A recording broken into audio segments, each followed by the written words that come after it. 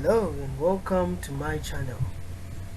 So in this video I'm going to take you through professional practice where we're going to answer some questions.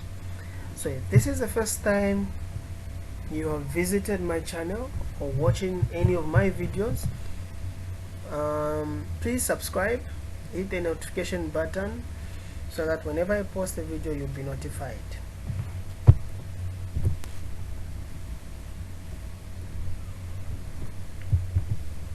Okay, so the first question says define the following now words or terms.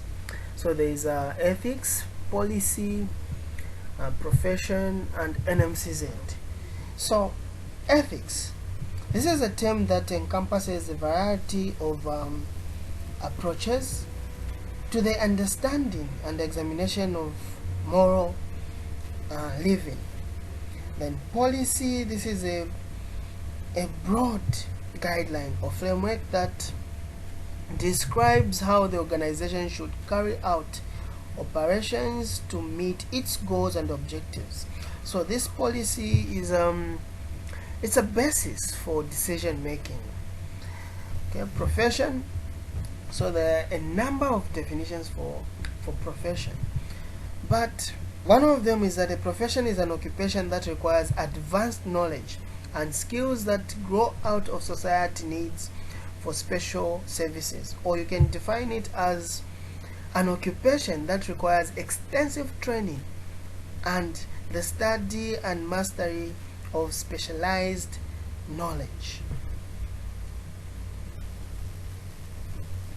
Okay, then NMCZ. So NMCZ was formerly known as GNC. So NMCZ, that is the Nursing and Midwifery Council of Zambia. This is a statutory body responsible for ensuring that members of the public receive best possible health care. Okay, so we have defined what ethics is, policy, profession, and NMCZ. Let's look at the next question.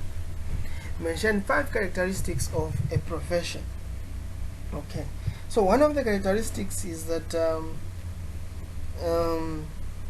there should be a code of professional conduct or ethics. So professional bodies usually have codes of conduct or ethics for their members and disciplinary procedures for those who infringe the rules. Apart from that, another characteristic is institutional training. So in addition to examination, there is usually a requirement for a long period of institutionalized training where aspiring professionals acquire specified practical experience in some sort of training role before being recognized as a full member of a professional body. Testing of competence is another characteristic of a profession.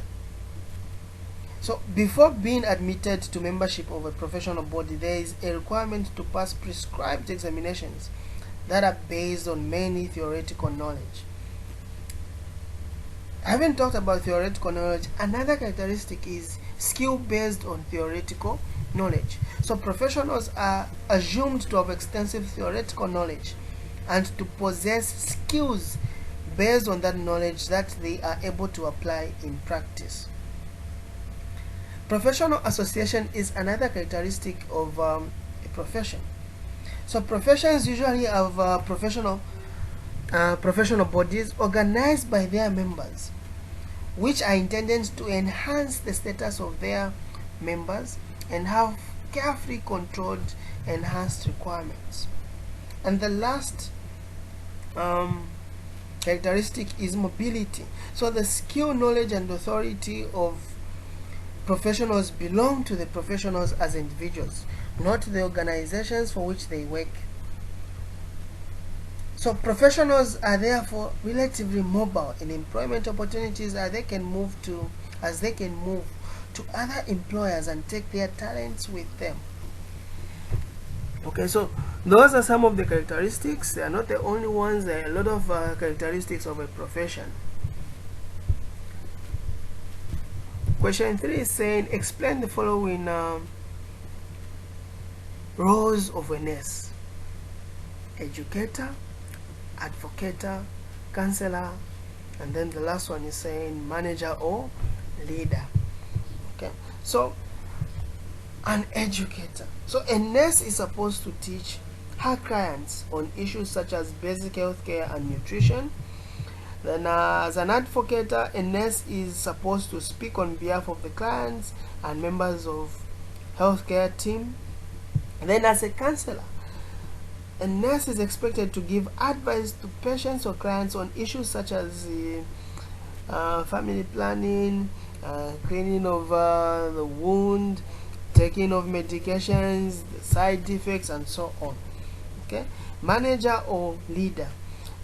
So as a nurse who is a manager or a leader, they are supposed to coordinate after members of the healthcare team and other people.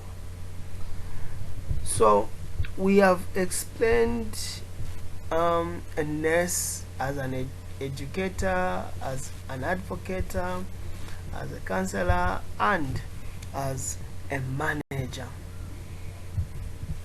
Okay, let's look at the last question, which says list 5 functions of NMCZ.